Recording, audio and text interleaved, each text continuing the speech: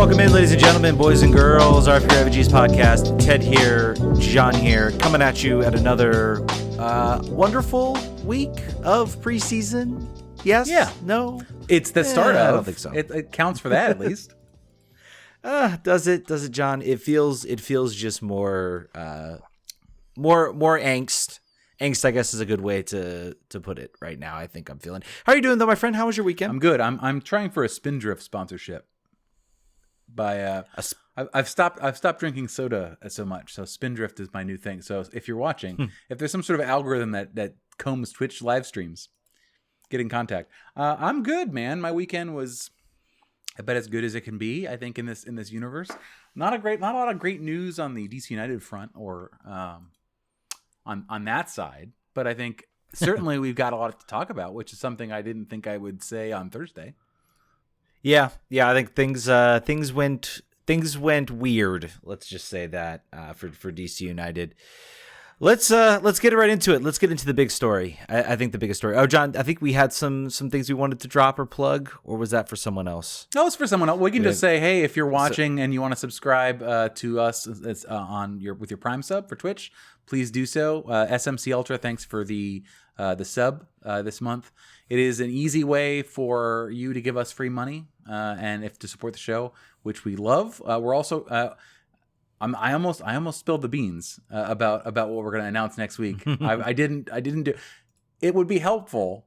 It would be helpful to support the show, but the amount of work that's going to change, at least on my plate, starting next week. So please show you listen to the show and like us by subbing on Twitch. Or also make sure that you not like and subscribe. Rate our show on iTunes. Rate our show on Spotify, which is a thing you can do now. And tell your friends about us. That's the things you can always do. And Patrick McGill, I am wearing a Loudoun United jersey for all the Loudoun fans out there. They're having some good news. I feel like they're having a decent couple days. I guess. I mean, there's some news. They had an open tryout in 5-degree weather. That's not great, but we didn't have to do it. Fun. So, well, speaking of weather that is not where it is not 5 degrees. At least I don't think. I don't know. I don't know the climate of Mexico City. I probably should research that. Warmer Paul than Arriola, warmer than here, probably.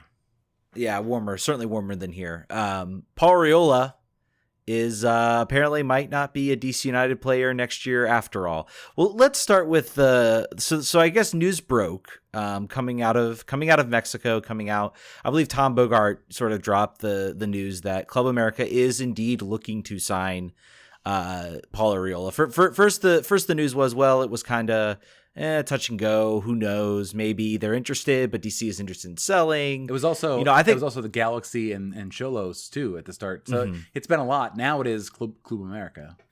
Yeah, now it's Club America, and I think like me, we were all disappointed. I guess you could say, because we certainly this team now needs a designated player slot to fill. But we're like, okay, well, I mean, I kind of landed on, well, if Club America's calling and you want to drop and they're willing to pay $5 to $6 million for Paul, then you kind of have to say yes at that point.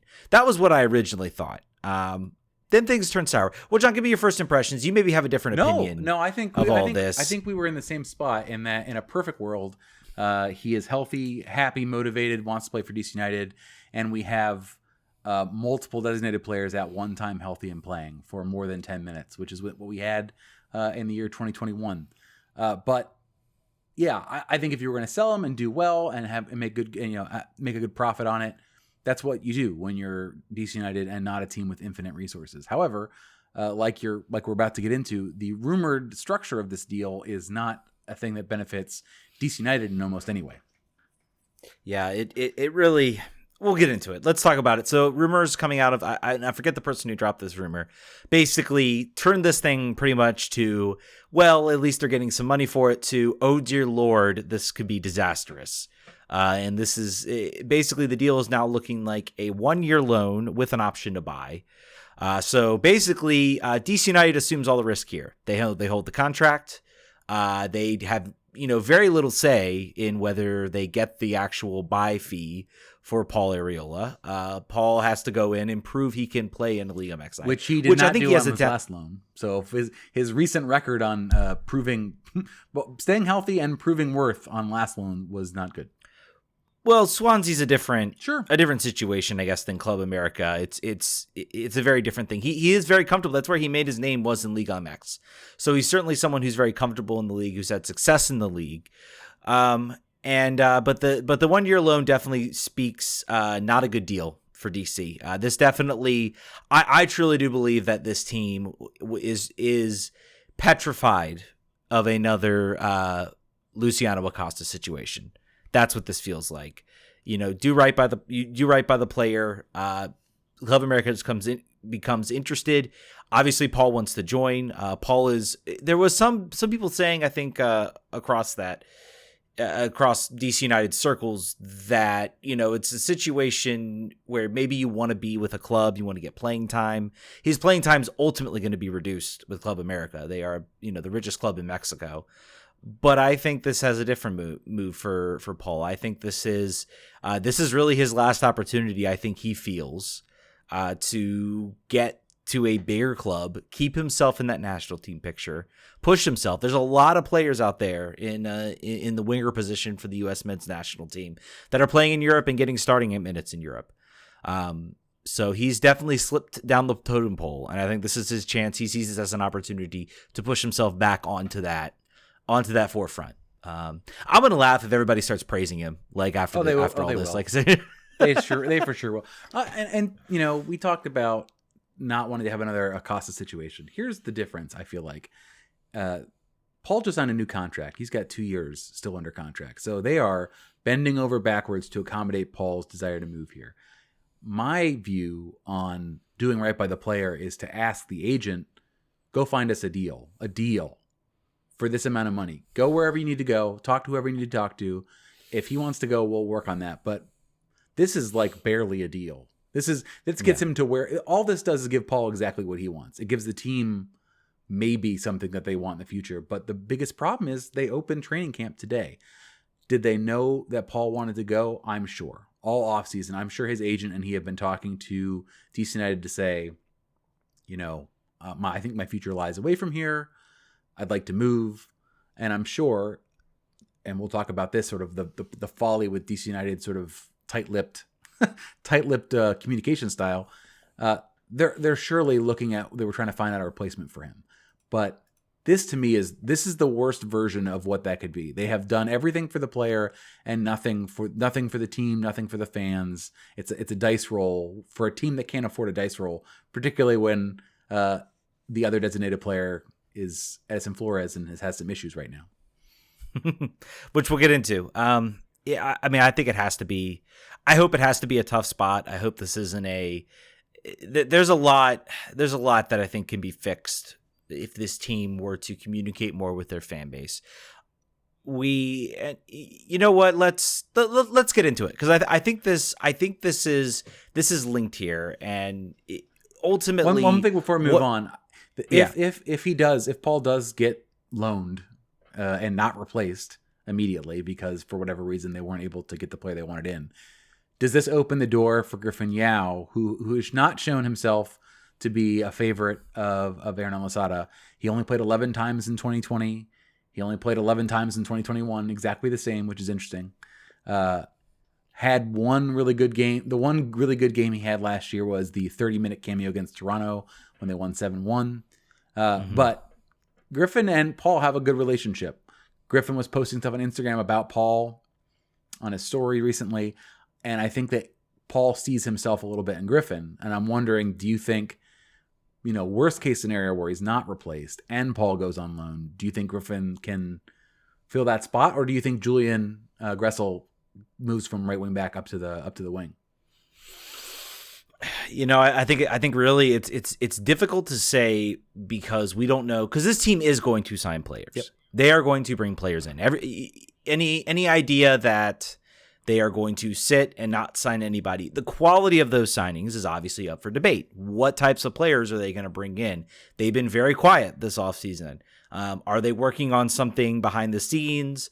Golf has basically been saying it's been a pretty quiet off season. And that's coming from him, some guy who's really close to the club. Is he getting all the information he used to do? I think it's really hard for the fans, people like me. I know signings are coming. I don't know what the quality of those signings are coming. And yes, I am getting nervous. I am trying to check myself and say, it's still January. This team still theoretically has time. Things can develop very, very quickly. We don't know who they're scouting. We don't know who they're going to bring in. But I think this is a huge problem, for the fans, is that, Dave Casper, Lucy Rushton, Hernan Losada have basically been basically missing in action. No interviews with any players, with any reporters or podcasts. I think some players have been or podcasts. No interviews with podcasts either. Just some players have been made available. I think the only story that's really come out has been from Stephen Goff talking about the improved training, of which, by the way, coaching staff and everybody else didn't want to comment on. So it's been, as MC Ultra says, come to the TED, come to the dark stuff, and start tweeting rage tweeting. I refuse to join that group. That is just something I don't like to join. Maybe it's because I don't. Everybody's, I think, trying to draw a lot of things that, and again, it comes down to the fact that the team is not communicating. I really wish you look at what Inter Miami did. I think Inter Miami had a whole YouTube live show. Now they are a mess of an organization. They are digging themselves deep. That is why they're doing this too, by the way, Ted. Yeah, true. But I still feel like there are other teams out there that make their GMs available, that at least give the fans an idea of what they're planning, what their vision is, what they're in. If the idea, even if it's just Dave Casper at the Super Draft saying, "Look, we're working on some signings. We expect to announce them in the next few weeks, right now, but we've got to keep a tight lid." That's a significant improvement from what we're getting, which is nothing. I think the only thing I've seen, I think Stuart Mears may have dropped a comment saying, "Oh, we'll be really good once we get a couple of these signings in." They're really the only indication I saw, and I think that came from a Post article. Saying, but I've heard from team staff that they're anticipating a bunch of signings too. So yeah, take that for its worth. I mean, like you said, Ted, they're not going to go into the season with 21 players. Players are coming in. We'll see who they are, and that is, that's important. But so to your point, communication's important. It doesn't cost you anything. I don't think you get a benefit from sort of moving in silence. Particularly when you're looking at players that no one knows or has heard of before. So it's not like you're going to pip yourself. Like, you're not going to screw up your own deal by, I think I said on Twitter today, it's not like if in 2021 they were like, we're looking at a hot striker from Bulgaria. You'll know who he is when he signs. Like, that won't happen. That's not not where we play. But, I mentioned Paul leaving a big hole for us potentially because of our designated player situation.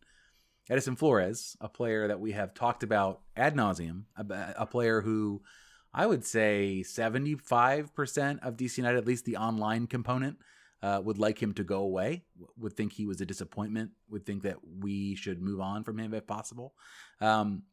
Played for Peru against Panama last night, 2 nights ago, and got hurt his right knee.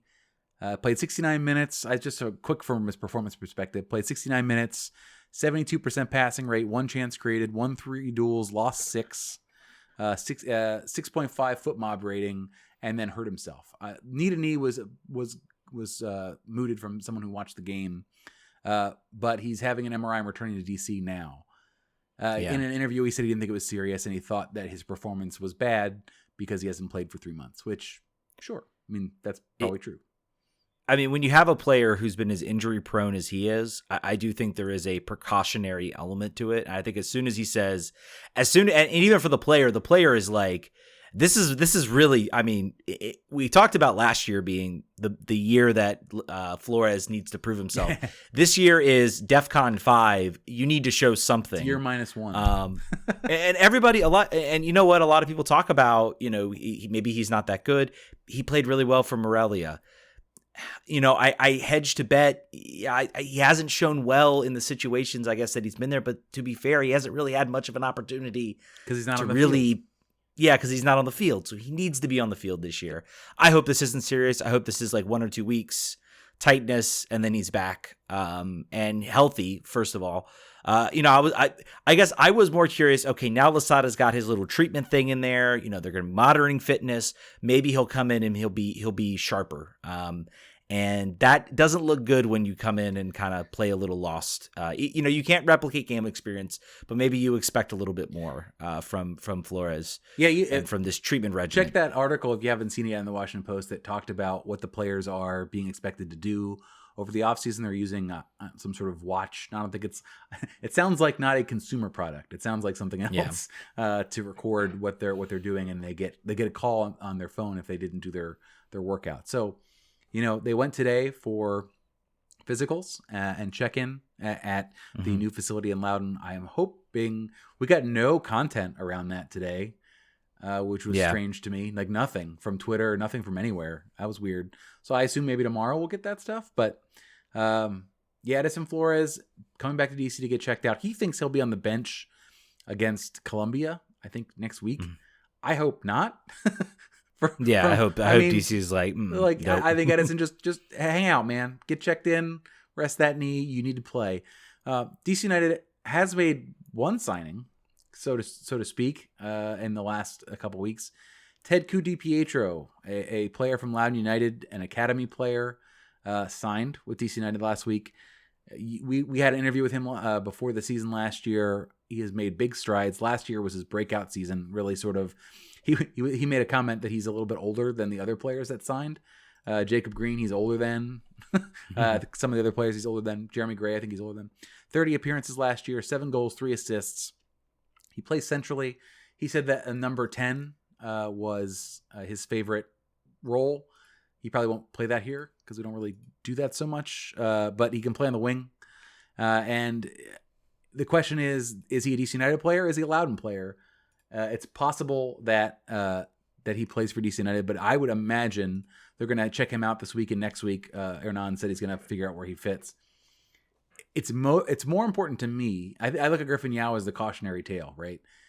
He's played 11 times the last 2 years. His development has stagnated, I think potentially because of that. I don't want to see Ted's season last year go into him just being put on ice this year with 5 appearances. I don't think that's better for him, particularly now that everyone is training in the same place in Loudoun. Keep everyone there. Keep Ted, let him train with the first team throughout the week and then put him in Loudoun on the weekends. He needs to play games. They all need to play games. There's enough slots now that you can do that. But how do you feel about a player like this being signed? What does it say to you about sort of their approach going into the season and sort of in the future? It's the one positive thing because it does show a tangible benefit to having Loudoun United exist as a team. Even when they were terrible, bottom of the USL Championship, Ted Koo was one of the best players in the league. He elevated that team. It's great for him. I think it's great for him to get the start. I'm a little more positive.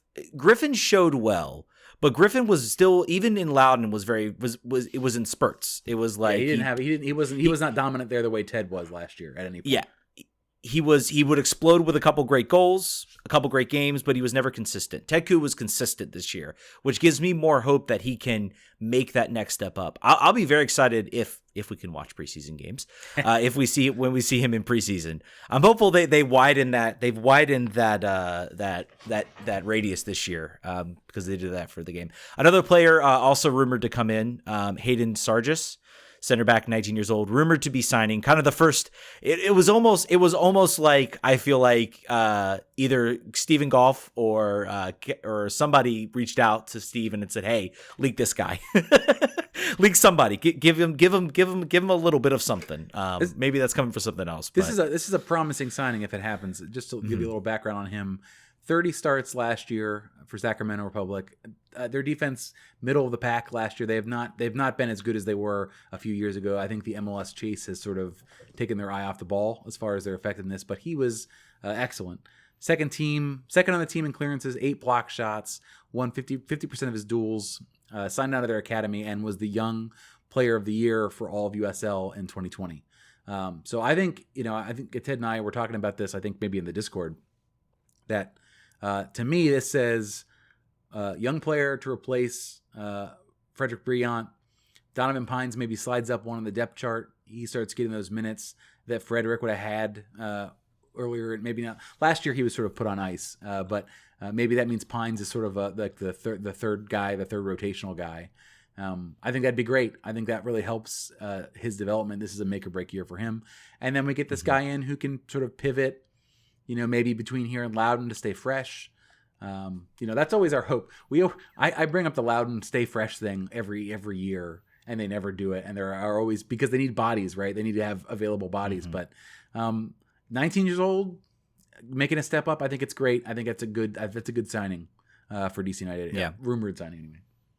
Rumored signing, and if it does happen, I think it provides some good depth at that center back position. I think you can effectively say the center back position is set. Also, Pablo Maurer dropping that Andy Nahar has joined the team, and apparently still in discussions to maybe get a little bit more money out of his contract situation. So very good to see that the team at least recognizes that. So again, there's little nuggets of positivity in the tsunami of bad that has been him holding out this past week. Him holding out would have been the cherry on top of my horrible Sunday. Other sort of player personnel news. There's a tweet that came out today about Felipe potentially joining FC Cincinnati. DC United supposedly still in the hunt. But their sources close to the team and certain locations have said that it's like FC Cincinnati is very close to being done. That makes sense from it makes sense from a Cincinnati need perspective. And I think Felipe walks into that team. Probably they don't have any 6s or 8s. I was talking to someone from Cincinnati Soccer Talk this morning, and they were talking about sort of their needs. So that's a great move for him. I think it makes more sense than it does here, probably, based on what he's looking for.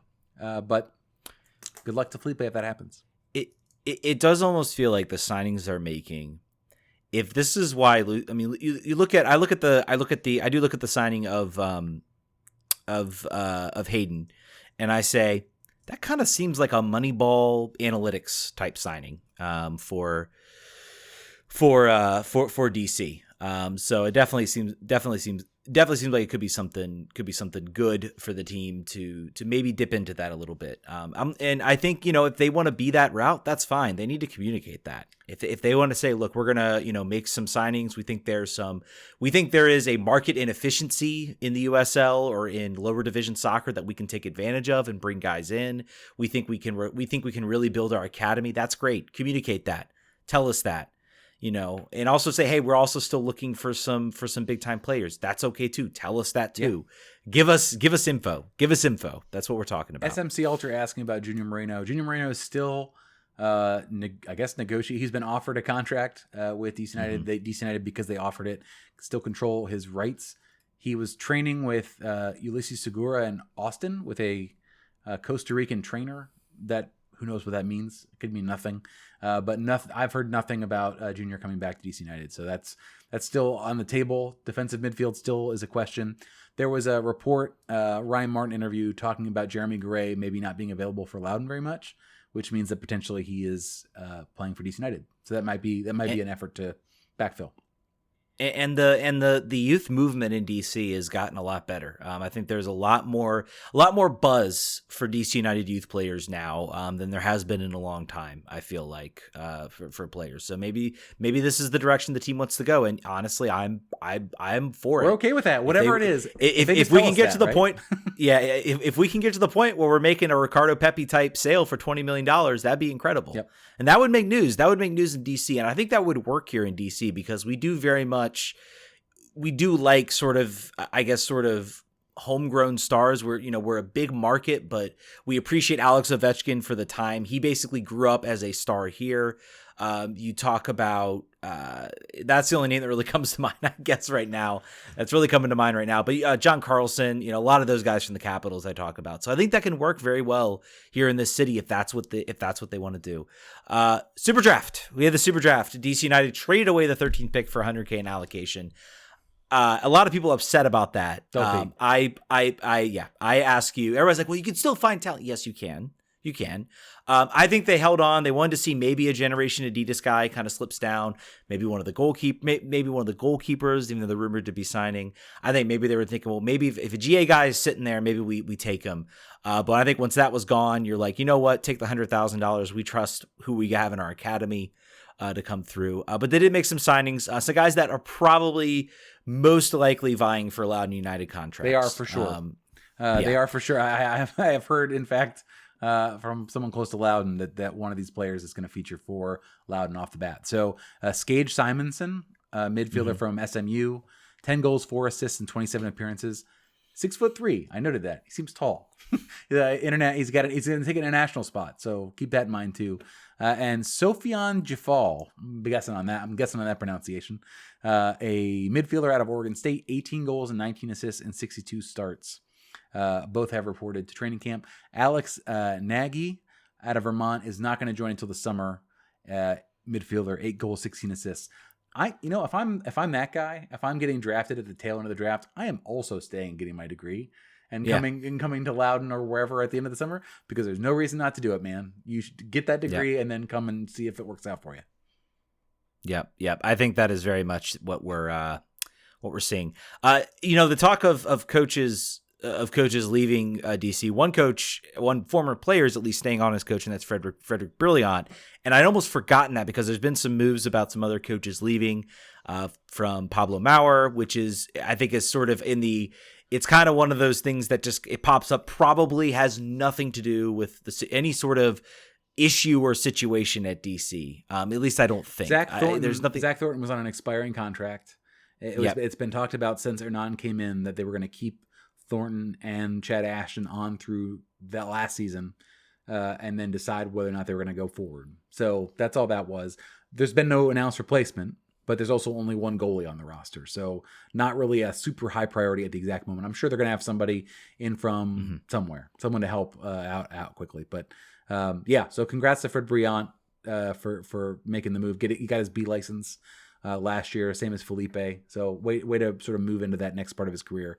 And also congrats to Matt Arrington, who's been promoted to the director of coaching for the DC United Academy and was also going to remain the U15 coach. There have been some hires on the academy side too. So I'm excited to see, as the pipeline continues to feed Loudoun United, which then feeds DC United. That was the goal with this whole thing. And it's starting to work better than it has in the past. Yep. I think we've talked about that a lot. Before we go to break, and we definitely don't want to make it seem like this is a small issue at all, but definitely want to send our condolences to King CJ, who is our DC United's EMLS player, who suffered racist comments during his last EMLS game. The team has come out and made a statement. EMLS has come out and made a statement. Actually, despicable things that took place there. We had King CJ on our show. He's an awesome guy, huge DC United fan. I will say he predicted Kevin Paredes' rise this season. He called that right at the beginning of the year. So an awesome guy, excellent guy. Really sorry that he had to go through that. And I wish him all the best as he continues being DC's awesome EMLS player, where he's been dominating.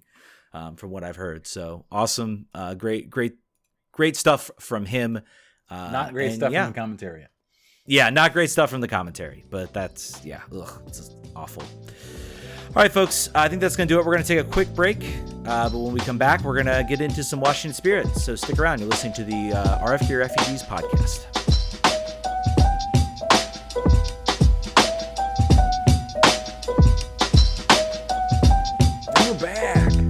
We're back. RFK Refugees Podcast. Ted here, John here. We're talking Washington Spirit. You just saw an awesome goal from Paige Nielsen last season from our Twitch live stream. Really hoping they bring back that action for 2022, so we can get back in on that. That was tons of fun. If you guys didn't see it, go check it out. Still a lot of fun to watch. It's like a dip back in time. It's our best. It's our only clips that were worth anything from Twitch. There are a couple of clips from there that are pretty funny, so check those out. Yep. But we have a whole Washington Spirit saga to discuss. Crazy Washington Spirit saga that just gets crazier by the minute. I am eagerly looking forward to the 30 for 30 in 5 to 10 minutes, or the secret base video in some capacity. I'm not sure where it would fall under their little videos. But and also the like day that this podcast comes out, tomorrow, Tuesday, there's going to be a major development on this news. So listen to this early in the morning, folks. As soon as you see this hit your podcast stream, listen to it. Yeah, so let's start. We can kind of. I think everybody here, maybe listening, is at least somewhat aware of what's going on. Let's start with. I guess it was about a week and a half ago, somewhere around then. I'm trying to remember It's all flown by very quickly, but basically, we were all kind of prepared for Todd Boehly. And the other owner whose name I can't remember, basically taking over Washington. I think they're also partnered with the St. James. Yep. Basically, we all prepared for that announcement. That it happened. It was done. It was over. It was a group. Sorry, I have it right here. I have Jennifer Tepper Maxkey. No. McCassie? Don't matter because she's not on the team anymore. We don't know. But it's a whole group of investors, including the St. James. They said they had met with the players and the fans, including the Rose Room Collective and the Spirit Squadron both dispute this. Very curious to know what fans they met with, if that's the case. I think they just asked to meet with fans, and then the fans. So from my understanding, what happened was there was a request to meet all of those groups. There was no follow-up on that. There was nothing set up. There were no dates set, conversations had. And then basically they just reported out. They're like, oh yeah, we talked with the fans. And that like sending an email is talking with them, like, even if there's no response. So that's where sort of the disconnect came through on what happened with that. So good try, I guess, but didn't work. Yeah. Yeah, didn't work. I think they actually did meet with the players, and the players apparently came away unimpressed from what I heard with the whole situation. I mean, I think also it's very hard to come in, and that has to be an awesome sales technique when you've been advocating for months that they should sell to Michelle, and then here this other owners group comes in. And I really do think that had an impact. When you're trying to buy an asset or you're trying to buy an organization with employees.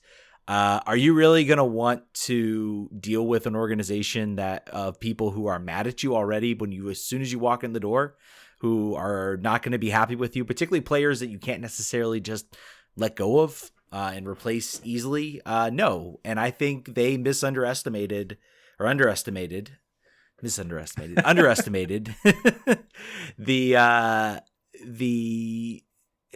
toxicity that is the ownership situation right now. And yeah, any prevailing thoughts? Do you want to go into the next big thing that dropped? No, I think talking about you dropped the news that this was a done deal. Yeah, that's what everyone had sort of had came to that conclusion based on how they had positioned themselves. But then everything changed over the course of 24 hours. Yes, basically 24 hours. Essentially, Michelle Kang acquired 52% of the voting shares of the team. She convinced 8 other owners. Again, we are not ownership, financial, legal experts. We are not privy to financial news. None of us have these skills. But basically, she took some owners who I guess had debt in the team. Told them to turn into. They bought debt notes last year. Steve Baldwin was hemorrhaging money on the team. The team was costing, particularly through the coronavirus, through COVID.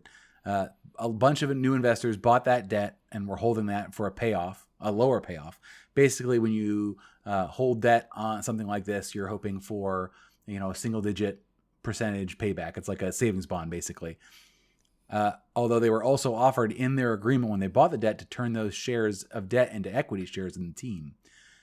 Michelle Kang convinced them to do that. And the biggest change here was that Devin Talbot, who is the CEO of what's the name of the group? It's the jersey sponsor. It's an equity hedge fund. Telebridge, yeah. It's an equity hedge fund that people were. It's funny because everyone was like, "This guy is the absolute worst," and maybe he still is. But he sold his shares straight to Michelle Kang which enabled her to get that upper hand in the percentage. And she got the rest of the debt holders who converted to just basically say, I'm on board with what Michelle wants to do with the team. And also, we're very excited about your $35 million offer that you're still going to make for the team, because then that makes my equity shares worth even more than they were before. So it was a great way to get people on your side, is saying, if you don't get on my side, you'll make X dollars. But if you get on my side, you'll make X plus Y dollars. And the Y is pretty big. So it was a pretty great move. No one saw this coming. Yeah, no one saw this coming. I mean, this is about as close to like a hostile takeover as you can get. But apparently, not all is rosy. I think some of us kind of thought, oh, this is it. Like, this is the gauntlet. Like, she now owns 52% of the club. She owns a controlling share. Not so fast. Apparently now the NWSL has decided to show, wait a minute, hold on. We're not sure if these owners have been properly vetted for the team. And in fact, apparently, we all know from the Alex Ovechkin ownership buy that he hasn't actually paid anything. There's a lot of stuff that was maybe not as well done about what Steve Baldwin did with these ownership shares. But then also the league, that's a failure on the league too. Yeah. So that is another reason why they should just sort of let this go, because the fact that this is not above board and the paperwork isn't right, kind of on them. So maybe they should just let it go and then get it straight afterwards. I don't know. That'd be my advice. We'll see. We'll see. This is. There's going to be another news drop. Obviously, this was the holiday weekend, so probably no one around. They're going to meet. Apparently, both Steve Baldwin and Michelle Kang are going to meet with the league. Stephen Bank, who's a law professor who covers soccer, says the fact that both Baldwin and Kang have been invited to address the NWSL Board of Governors suggests that either Baldwin contests that Kang has legally secured control of the Spirit, or the league could disregard the change of control altogether. So he is a little bit negative on this idea that they're both meeting. I think this is high stakes. I think the league is in. They are either opening themselves up from a lawsuit directly from Baldwin, which I think will most certainly, if this goes Kang's way, will be coming. This will absolutely be coming from Steve Baldwin.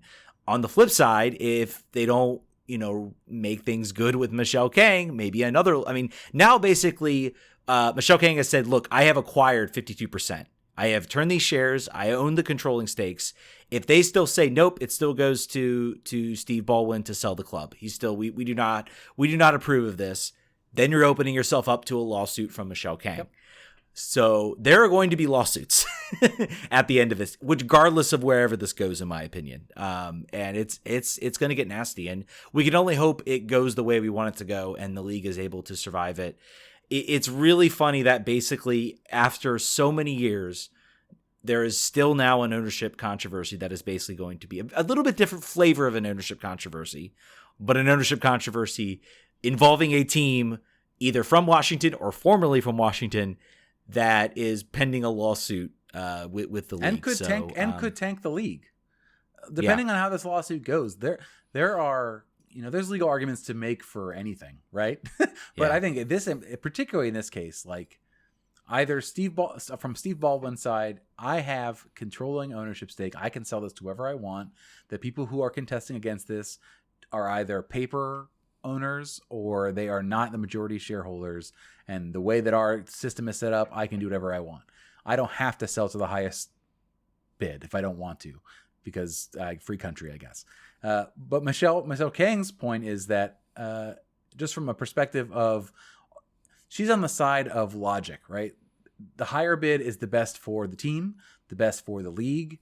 The fact that she has done the maneuvering she has done in the last week shows that there's a buy-in on her strategy and how she wants to do this. She's also apparently, I don't have it in front of me, she's recruiting additional Washington area businesswomen to join the ownership group, the potential ownership group, sort of saying that I am going to give you the opportunity to be what you say you want this to be. I'm going to give you a local, female-led, women of color. We're doing all these things that you have said that you are going to be about as a league, and sort of elevating voices and giving people opportunities to have a seat at the table that they don't have in other sports leagues. I'm going to give you that opportunity, and all you have to do is say, "Yep, you are right. You own the team," and for the price of that, Steve Baldwin gets to get overpaid for his shares. So even when he loses, he wins. He still owns, what is it? Was it 31%, 32%, along with Bill Lynch, with that $35 million bid that comes in from Michelle King. He's going to make a whole bunch of money. He's going to come out ahead on this. It's just a question of, when is enough? What does he hope to gain by this? It becomes completely about his pride and about his ego if he moves forward with this, because the ownership, the league owners should look down on this because it hurts team valuation. The fans will look very, very poorly on this as it continues to get more and more oxygen about what the actual things that went on were and what the conversations were. Fans on the whole are going to be completely against this ownership group, even worse than they were this year. So to me, the best case scenario for him is for Michelle to buy this team, buy him out, spend his money elsewhere, go do something else. Because there's nothing good for him here. There's no way he comes out better than the amount of money that Michelle King's going to pay him for 33% of the team. Yeah. Yeah. And, you also have to look at the impact that this is going to have on the players. I don't know like how much of this is actually related, but the 5th overall pick for the Orlando Pride, Mia Fishel, I'm assuming that's how you pronounce that, player from UCLA, signed with Tigres, rebooked NWSL, and the fact that she was the 5th overall pick and went and signed down at Liga MX Femenil. For more money, for more money, yes, and I think that's the point. Mm-hmm. NWSL is still probably the top women's league, professional league in the world, but it's getting some stiff competition. You look at the Barcelona-Real Madrid women's game, sold out the Camp Nou. Sold out the Camp Nou. 82,000 seats. 82,000 seats for that game. You'll watch the Liga MX Female final last winter, last December. Amazing crowd at that game. The rest of the world is starting to wake up and starting to see the value of this, and that's going to make it a lot harder it's already been a little bit harder for the NWSL to keep players. They are not the only game in town. So that's another thing to consider as ownership messes do have a downward effect. People hear about this. People say, wow, this league's a mess. Like, look, their owners, they can't even allow this person who clearly has the best player's interest in heart.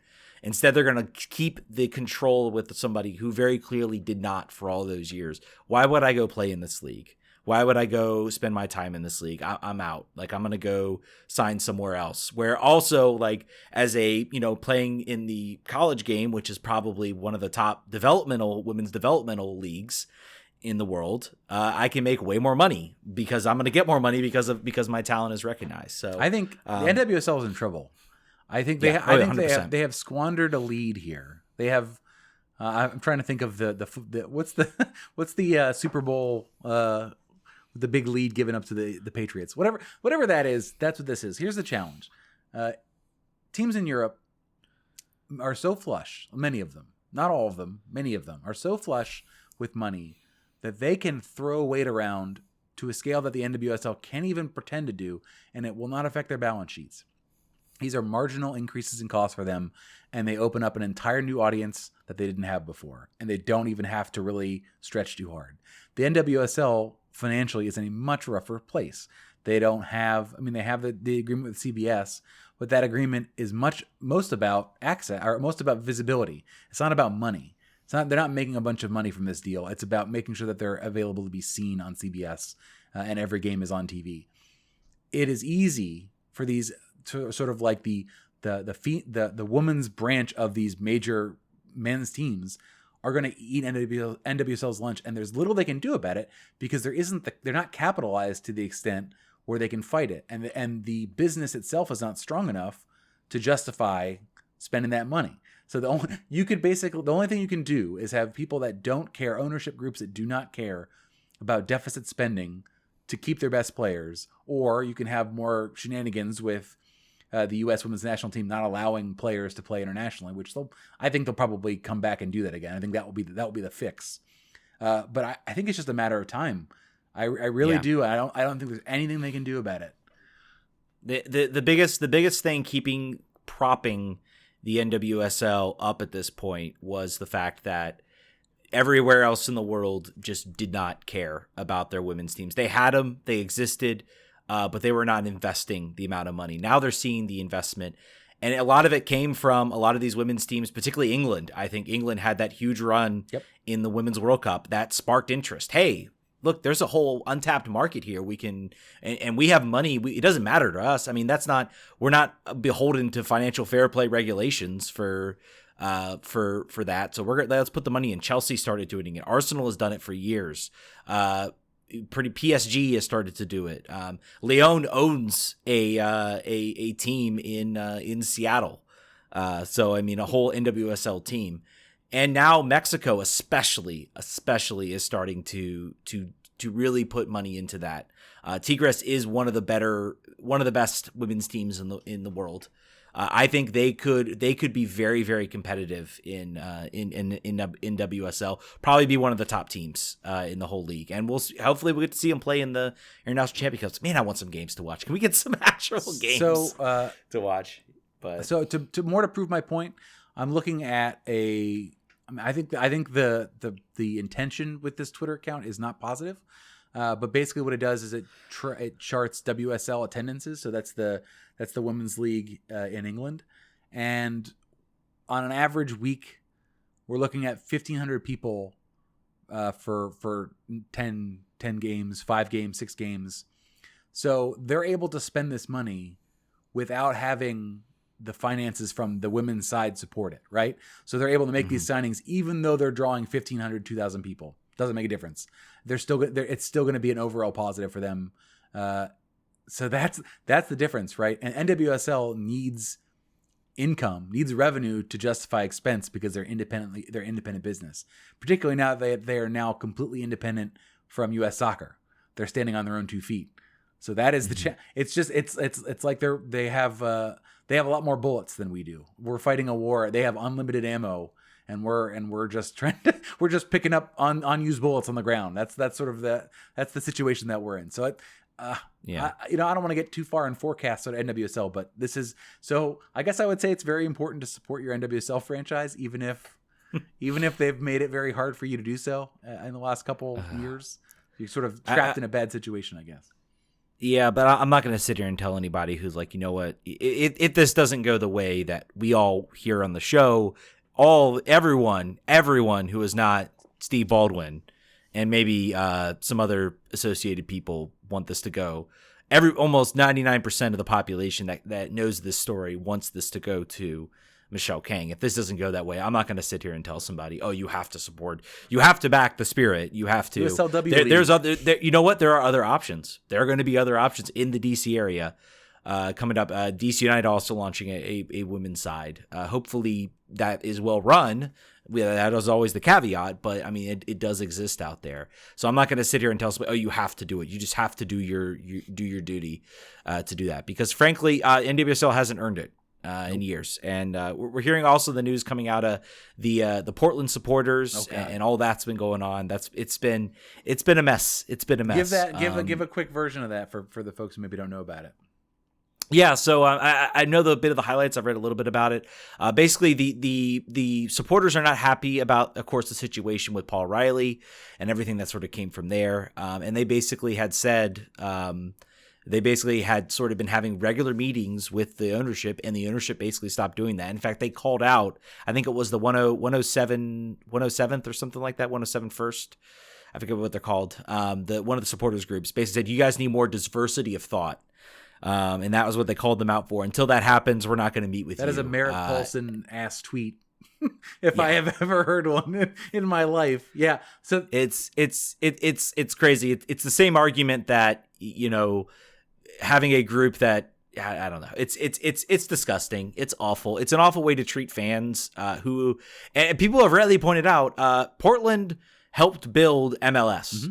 Portland played a major role. Those atmospheres 2.0 anyway. When right? they came in, when they came in, Seattle was there as well, but Portland was the first one to kind of do it and really create an atmosphere that felt different than going to all due intents and purposes. Seattle still does a really good job. I'm not saying that. They have excellent fan support, but it still felt like it was in an NFL stadium. This was a team that owned their stadium that was only going to be used for Portland Timbers soccer or Portland Thorns soccer. And they built in WSL too. They created great atmospheres for that team. And to kind of say like, well, we're actually good enough. And they probably look at the season ticket numbers. They say, oh, well, we're still well above our goal. And probably they're right, because again, Twitter sometimes doesn't represent, the full, and the people that tweet, oh, I'm done with my season tickets, and then end up buying the season tickets. Was that the nutmeg news today? It was like, yeah, Portland Timbers fan writes "F you" in the memo as he signs his $2,700 check to the Portland Timbers for season tickets. But to that point, I mean, they keep going down this route. I mean, the atmosphere, they might sell those season tickets. They might get those season tickets in, but they're not going to be as engaged. The atmosphere is going to go down. Look only to up north in Landover, Maryland, about how bad treating fans and ownership can go and how much it can wilt what was one of the best fan bases in the NFL. Yep. For a team with a racist name, but still to the point, they had a great fan base who supported that team, and that is all completely wilted away into almost nothing up there. And that's what years of bad ownership, years of not paying attention to fans can do. It's not going to happen overnight. It didn't happen overnight for the Washington football team. It took years and years and years, and then eventually it kind of just broke, and suddenly it was awful. So we have said this for soccer in this country. Owners may not like what their fans say. They may not even like their fans. They may think that they are whatever. Maybe they don't agree with their politics. Maybe they don't agree with their things, the way they do things. But there are not replacement soccer fans sitting on the sidelines ready to hop in when ownership no longer listens to these voices. Yeah. There's no backup. So whether you like it or not, if you want to continue as a business in this country, you have to do what the people who pay your existence want you to do. That's just the way it goes. Yeah. That's business. So good luck with this, Portland. It's a strategy that will not work. Yep. All right, folks. I think that's going to do it for today. Hopefully, we're going to have some more positive news to talk about. Kane's going to take the ownership. DC's going to sign 3 designated players, 2 designated players, something to that effect. Hopefully, we're going to have some positive news to talk about, some signings, some actual tangible things. Be patient, everybody. Take a breather, relax. It's January 17th. We still have some time, so to speak, until the season starts. Training camp has just begun. Everybody just take a breath. Go see family. Go enjoy the outdoor air. Get off the Discord chat. Get off the Twitterverse. But keep listening to podcasts. Yes, but listen to our show and then do those things. There you go. That's what you do. Download our show, listen to our show, then do. If you made it to the end of the show, you already did that, so thank you. All right, guys. We will catch you guys next week. Vamos.